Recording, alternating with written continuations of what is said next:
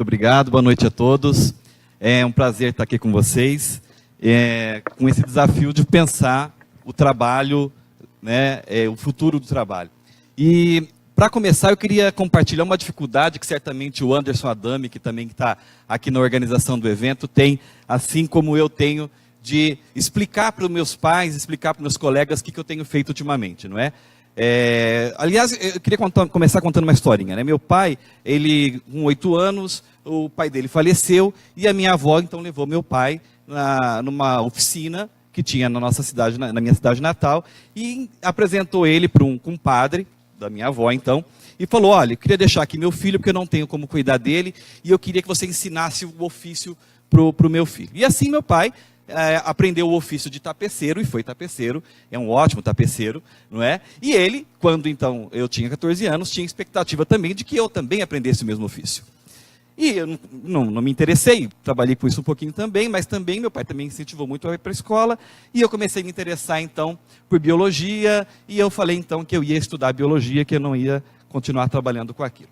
Mas, para surpresa de todo mundo, eu não fui para biologia e comecei a trabalhar com informática. Comecei lá a programar computadores e com 16 anos eu estava brincando de programação, estudando computação, e tudo indicava então que eu ia trabalhar com tecnologia, ia trabalhar com programação. Mas também surpreendi todo mundo e fiz vestibular para jornalismo e fui trabalhar com jornalismo, não é? E quando todo mundo achava que eu ia trabalhar com jornalismo, porque eu trabalhava já na área e estava nessa área, e eu vivia falando que eu não ia ser professor, que professor não sabia nada, que o que eu estava ouvindo na faculdade não tinha nada a ver com o mercado de trabalho, eu resolvi então fazer especialização, e depois mestrado, e depois doutorado. E aí, quando achavam, e eu achava isso também, que eu ia ser professor de comunicação, porque eu fiz mestrado, doutorado em comunicação, eu vim para Curitiba ser professor no curso de gestão da informação. E é isso aí que eu sempre tenho essa dificuldade de explicar o que é a gestão da informação e o que é que eu faço. Eu resumo que é uma nova profissão. Então, eu queria falar para vocês um pouco sobre essas novas profissões que estão nascendo, que estão se configurando nesse campo que nós chamamos da sociedade da informação. Antes de seguir, inclusive, eu queria diferenciar um pouco por que eu estou falando de profissão e eu não estou falando de trabalho, não é? Estou falando de profissão por uma questão, inclusive, do que carrega quando a gente fala de profissão. Quando nós falamos de profissão, ela tem a ver com uma questão de identidade, não é? A profissão é aquilo que você professa, que você faz juramento no dia da formatura, não é? Isso é diferente de uma imagem de trabalho. Eu até trouxe ali uma imagem do Chaplin, em tempos modernos, não é? Que aquilo ali é uma metáfora bastante interessante para a gente entender o que é trabalho. Tem uma finalidade, uma atividade, não é? Eu tenho que executar aquele trabalho, eu tenho que executar aquela tarefa. Já a profissão tem a ver com um campo mais amplo, uma profissão liberal, não é? Um campo mais amplo que você se identifica com outros colegas que também exercem uma atividade, não é? Então tem uma questão de identidade muito forte aqui que eu queria chamar a atenção, e é por isso que eu vou falar então de novas profissões no campo da informação. E aí, para começar a falar sobre isso, é preciso que a gente entenda um pouco também como é que então o que acontece com o trabalho, com as profissões nesse campo, na sociedade contemporânea, hoje. Como é que se dá a formação dessas profissões? Como é que se dá a formação desses novos campos profissionais? Não é? É um desafio pensar um pouco por aí. E é óbvio que nós estamos falando já, como colegas que me antecederam aqui, nós estamos falando de uma mudança de paradigma, não é? De uma sociedade industrial que estava muito pautada na manufatura, na produção de bens, não é? Então a gente pode usar aqui uma metáfora da indústria que produz o automóvel, para um outro paradigma de uma sociedade da informação, que não necessariamente está produzindo só automóveis, mas está produzindo automóveis onde as plantas fabris têm muita tecnologia de informação. Então, para aquela planta fabril estar instalada em Curitiba, ela tem que envolver um conjunto de estudos, de análise, para saber se aquela planta industrial tem que estar aqui ou não, para saber quantos carros eu vou produzir ou não aqui naquela planta, não é? Para saber quem que é o mercado e que tipo, e que modelo que eu vou difundir para aquele mercado. Nós passamos por uma sociedade que, de um paradigma pautado em produtos, não é? Nós passamos a circular informações e também novos modelos pautados em serviços. Muito bem. Eu gosto muito do Pierre Levy para a gente olhar esse paradigma dessa sociedade nova ou da sociedade contemporânea pautada nessa questão da informação. Pierre Levy, alguns criticam bastante Pierre Levy, não é? Porque ele é um ufanista, ele é um utópico, mas eu gosto dele, inclusive quando ele vai falar das tecnologias da inteligência, e ele mostra para a gente como que se dá esse novo paradigma na história da humanidade. E ele fala, de uma forma bastante interessante, em 3 tempos do espírito. Ele fala que até um certo momento da humanidade, nós tínhamos a transmissão do conhecimento pautado na oralidade. E que o fato da gente pautar a nossa existência no mundo, numa transmissão de saberes, pautada na palavra, pautada na memória, porque você não tinha o suporte, não é? Isso colocava um jeito de ser do homem no mundo. Muito bem. A escrita, ela vai mudar esse jeito de ser, esse jeito de olhar o mundo, porque ela vai colocar um novo paradigma para a gente. Ela vai colocar a possibilidade de registro. E essa possibilidade de registrar algo, a possibilidade de você poder reproduzir um experimento, de reproduzir alguma informação de forma fidedigna, tal qual que foi dita, foi registrada, não é? Vai permitir, inclusive, o nascimento da ciência. Então, nós temos aqui, se na situação anterior da oralidade, nós tínhamos uma metáfora ali pensada na palavra, agora nós temos o texto. E o texto como algo que representa esse novo paradigma de uma sociedade. O que é interessante de tudo isso que o Pierre Levy fala?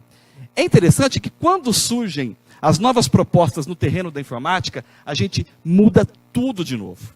E é algo exponencial, como a gente já viu aqui em palestras anteriores.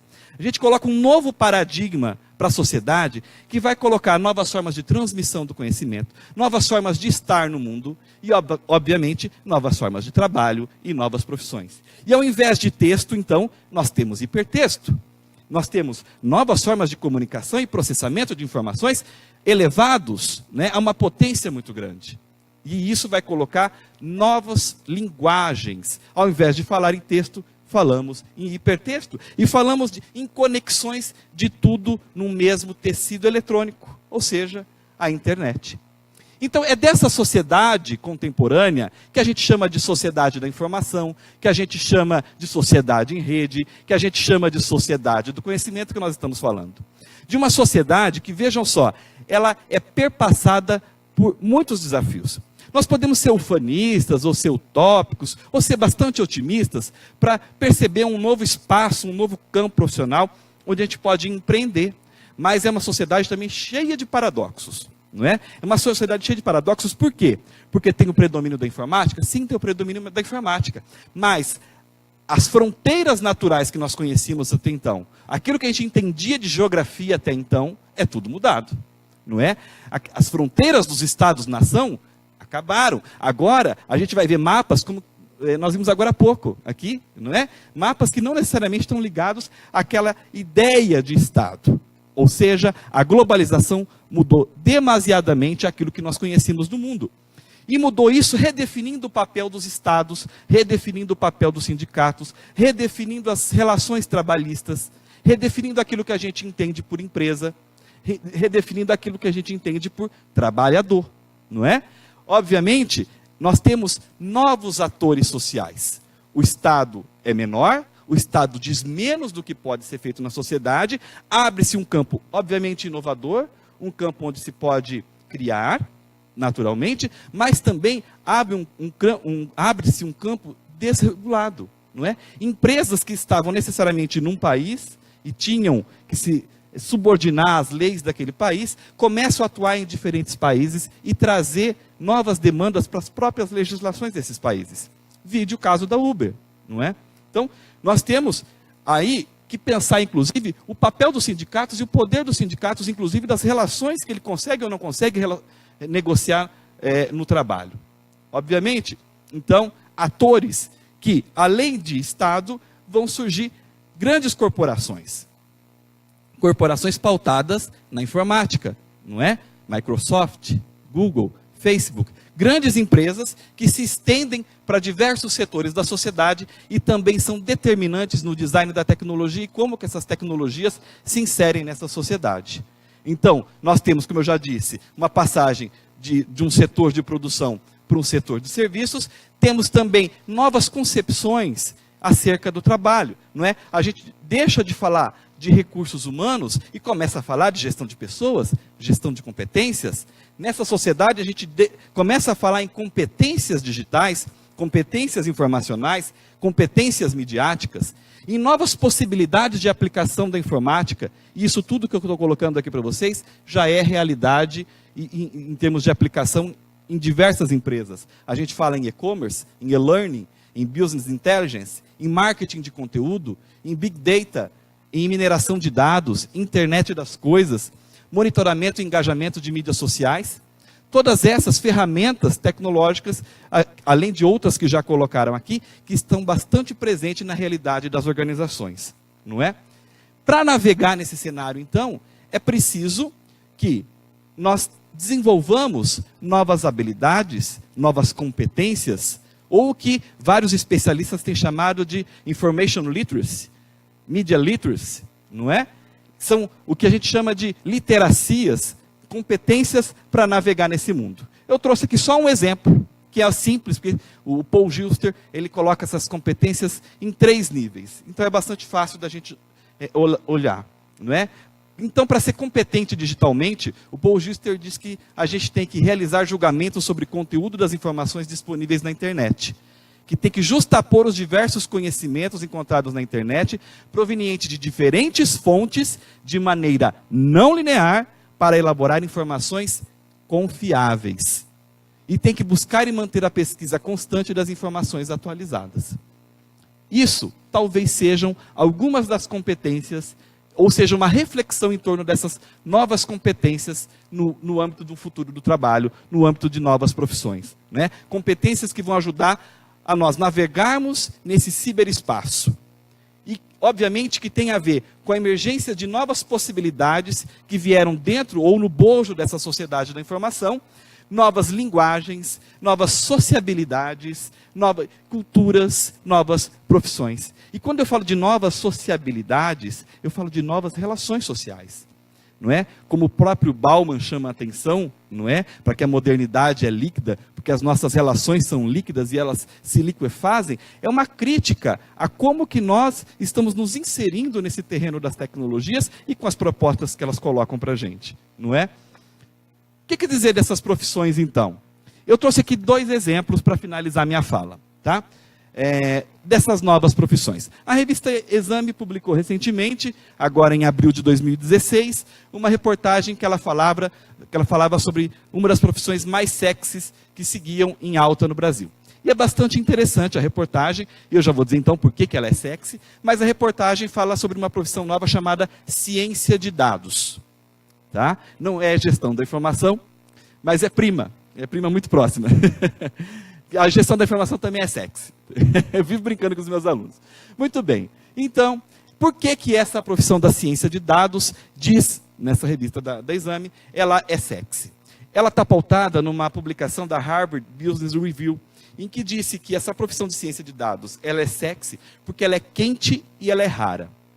Por que ela é quente?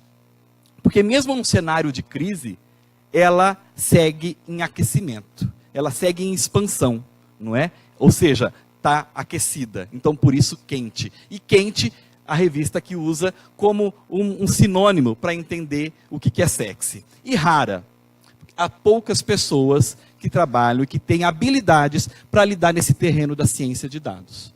Então, quente e rara, sexy. Não é? Salários que estão, segundo a revista, nessa profissão, girando em torno inicialmente de 9 mil até 22 mil, mas esse cenário no Brasil é bastante aquecido, pode passar disso, não é? Então, vejam que é uma nova abordagem e que envolve conhecimento de estatística, conhecimento de matemática e conhecimento de ciência de informação, não é?